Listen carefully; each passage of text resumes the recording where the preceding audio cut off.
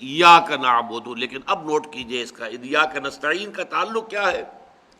میں عرض کر رہا تھا انتہائی مشکل کام ہے. یہ اتنا بڑا وعدہ ہے، اتنا بڑا کووننٹ ہے، اتنا بڑا میثاق ہے، اتنا بڑا عہد نامہ ہے کہ آدمی کرتے ہوئے کانپتا ہے. چمی گویم مسلمانم بلرزم کہ دانم مشکلات لا الہ رہا، فوراً دامن پکڑتا ہے کس کا؟ وَإِيَّاكَ نَسْتَعِينُ، پروردگار تجھ ہی سے مدد چاہتے ہیں.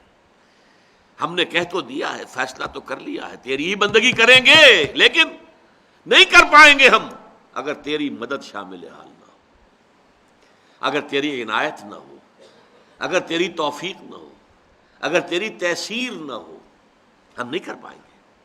لہذا فوراً، اسی لیے میں نے شاید آپ کے علم میں کہا کرتا ہوں کہ جو حنفی حضرات پڑھتے ہیں جو دعائے قنوت، میں اس پر کانپ جاتا ہوں.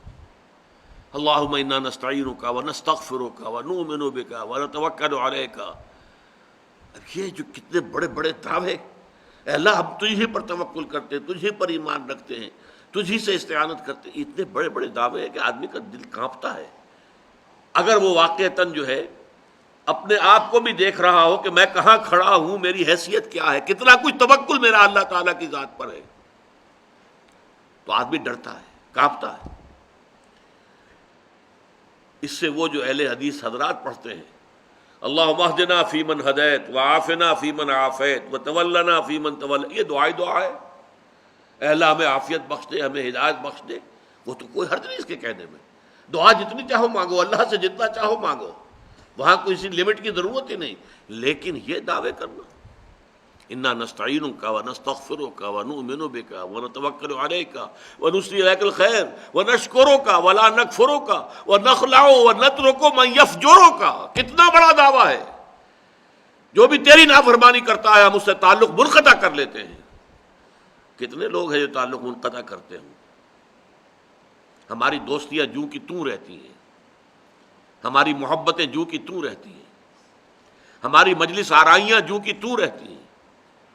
فساق بھی ہیں، فجار بھی ہیں، اللہ کے احکام کو توڑنے والے بھی. نخلع ونترک من یفجرک، اے اللہ ہم چھوڑ دیتے ہیں، قطع تعلق کر لیتے ہیں ان سب سے جو تیرے احکام کی نافرمانی کرے.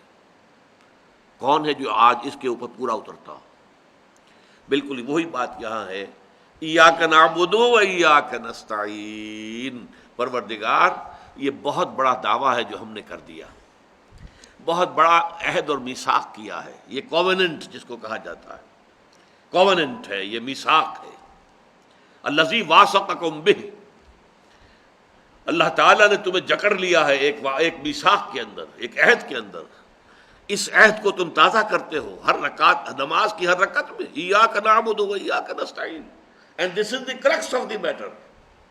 الحمد للہ رب العالمین الرحمن الرحیم مالک یوم الدین ایاک نعبد و ایاک نستعین. یہ اللہ کی حمد و ثنا ہے، جتنی چاہو کر لو، لیکن تیری ہی بندگی کرتے ہیں اور کریں گے. یہ بہت بڑا دعویٰ ہے، بہت بڑا اقرار ہے، بہت بڑا کووننٹ ہے، بہت بڑا میثاق ہے، بہت بڑا عہد ہے. اس میں ہم اے اللہ پورے نہیں اتر سکیں گے مگر تیری مدد سے، تیری تائید سے، تیری توفیق سے، تیری تحصیل سے. ایاک نستعین، یہ استعانت کے اندر بھی حصر آ گیا ہے.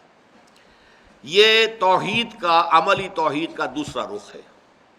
عملی توحید کا ایک رخ اللہ ہی کی بندگی، اللہ ہی کی اطاعت. لا طاعت لمخلوق فی معصیت الخالق، مخلوق میں سے کسی کی بھی اطاعت نہیں ہوگی جس میں کہ اللہ تعالیٰ کی معصیت لازم آ رہی ہو. دوسرا رخ کسی سے کچھ نہیں مانگنا سوائے اللہ کے. تھوڑا سا فرق ہے. ایک ہے مادی طور پر استعانت طلب کرنا. میں آپ سے کہوں ذرا مجھے پانی پلا دیجیے، مجھے معلوم ہے وہاں پانی ہے، گھڑا ہے، رکھا ہے، یا کچھ اور ہے، وہاں جائیں گے پانی لے آئیں گے. مادی اسباب کے تحت مدد طلب کرنا، اس میں قطعاً کوئی حرج نہیں.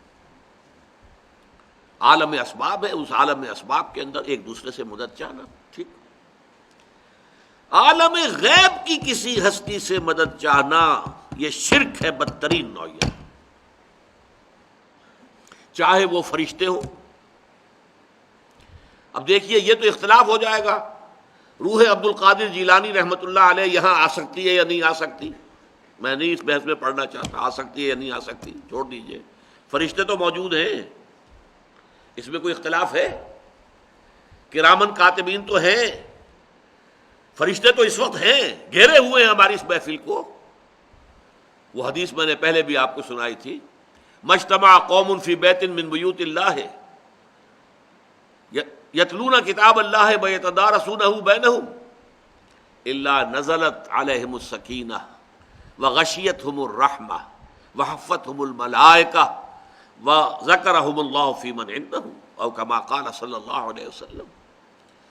جب بھی کچھ لوگ جمع ہوتے ہیں کسی گھر میں اللہ کی کتاب کو پڑھنے اور سمجھنے سمجھانے کے لیے، ان پر سکینت کا نزول ہوتا ہے، رحمت خداوندی انہیں ڈھانپ لیتی ہے، اپنے سائے میں لے لیتی ہے، اور فرشتے ان کے گرد گھیرا ڈال لیتے ہیں۔ حفتہم الملائکہ وذکرہم اللہ فی من عندہ، اور اللہ تعالیٰ ذکر کرتا ہے ان کے سامنے جو اس کے پاس ہیں، ملائکہ مقربین۔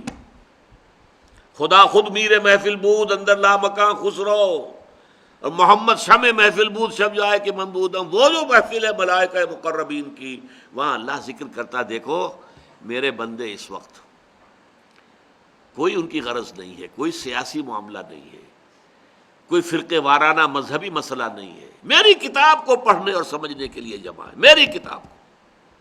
اللہ تعالیٰ فخر فرماتے ہیں اس پر۔ تو فرشتے تو ہیں نا، ہم فرشتوں سے بھی نہیں کہہ سکتے کہ ذرا میرا یہ کام کر دو، نہیں۔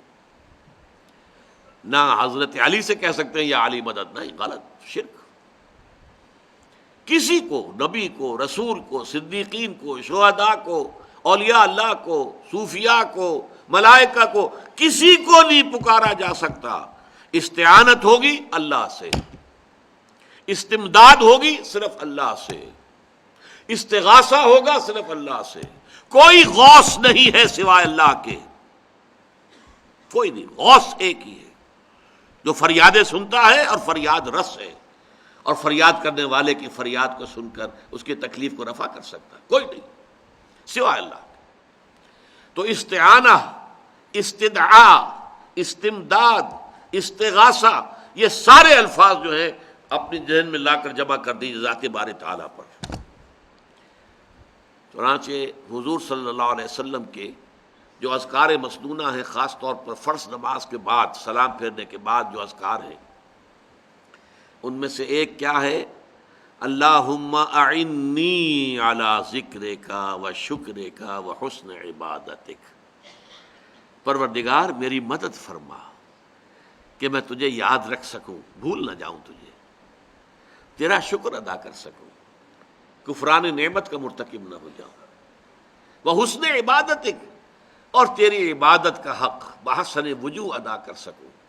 پروردگار اس کے لیے تجھ سے درخواست کر رہا، اعنی، تو میری مدد فرما، اللہم اعنی علی ذکرک و شکرک و حسن عبادت۔